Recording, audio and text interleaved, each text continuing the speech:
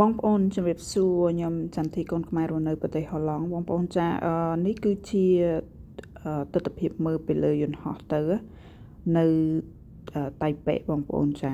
ពួកខ្ញុំចុះយន្តហោះនៅតៃប៉េហើយខ្ញុំពេលណាធ្វើដំណើរតាមយន្តហោះចូលចិត្តថតពេលមុនចុះយន្តហោះនឹងមកប្រហែលជា2-3នាទីចឹងទៅឬមួយក៏ពេលឡើងរៀងទៀបមើលឃើញទេសភាពហ្នឹងខ្ញុំចូលចិត្តចានេះគឺទស្សនវិជ្ជាមើលពីលើយន្តហោះទៅរបស់ទីក្រុង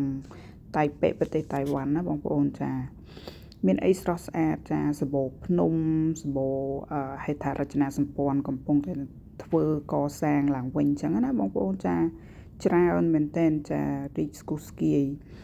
ហើយប្រទេសតៃវ៉ាន់នេះគឺស្អាតជាពិសេសពលានយន្តហោះនៅគ្រប់ gate ទាំងអស់ចាគ្រប់ gate តែគេមានហ្នឹងគឺថា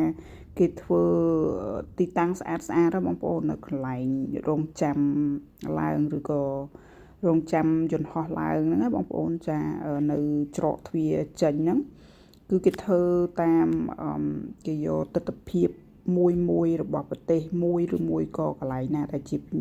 កន្លែងទេសចរនៅតំបន់ណាមួយអញ្ចឹងទៅគេយកមកដេគ័រនៅក្នុងច្រកទ្វារចេញរបស់